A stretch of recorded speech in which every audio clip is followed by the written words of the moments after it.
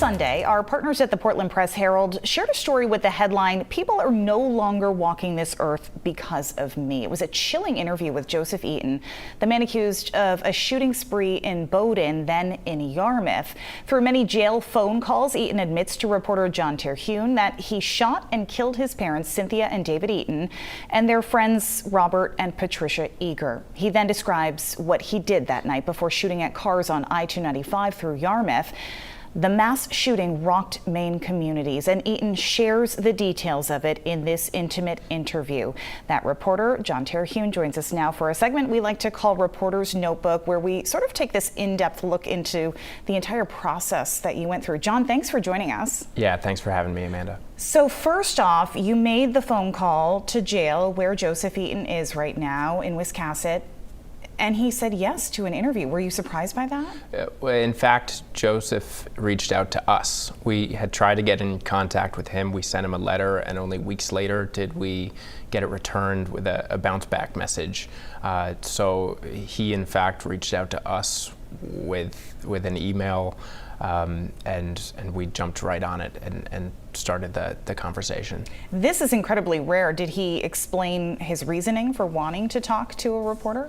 Yeah, so by the time Joe made it into jail, he had kind of missed the first few days of coverage. So he hadn't really seen all the articles in the papers about him. He didn't have a sense of what that coverage looked like, but I think he sensed that the story that was being told in public was not the story that he felt was the truth. And it's unusual for somebody in a circumstance to talk to the press at all, but I think he had a really strong desire to get what he considered his side of the story out there. And the truth being that he really did love his parents.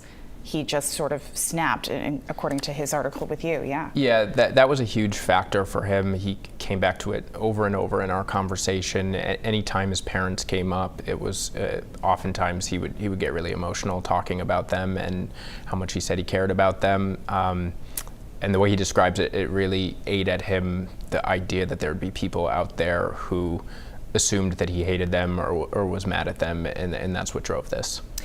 It sounds like the process overall was a long, drawn-out process because you were limited to, what, 15 minutes on each phone call?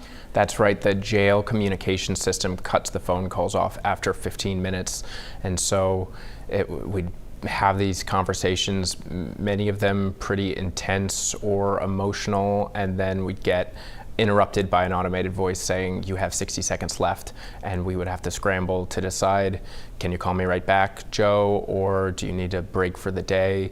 So we talked for probably an hour and a half most days over the span of a few weeks, and then a little bit less regularly as we came closer to publication. So overall, it sounds like it was about a month, over 10 hours that you spent with him? Yeah, I think it was 5 or 6 weeks from when he first reached out to us to when we published. And again, the first few weeks were especially intense, but we've been in contact throughout that whole stretch.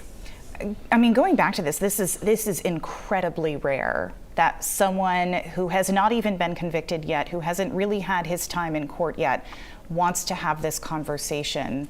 How rare is this in our world? My sense is it's incredibly rare. I'm pretty new to the police beat here. I've only been on it for a few months. So I think I was less surprised than I should have been, but my editors and all the experts I talked to, they were kind of aghast at the idea that this was happening. I think it is really surprising that somebody facing the legal issues he is would voluntarily talk to us, number one, and then confess, number two. 5 to 6 weeks you put into this article. What do you hope your readers really take away from it?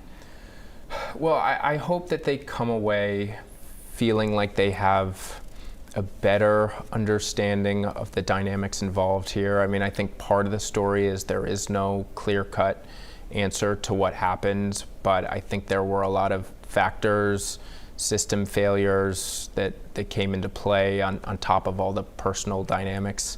And I hope our readers understand that we try to do that as fairly as possible and that they gain something from it. John Terhune with the Portland Press Herald, thank you for taking the time to sit with us. And if you have not read the article yet, you can read it in last Sunday's paper, or you can check it out at pressherald.com.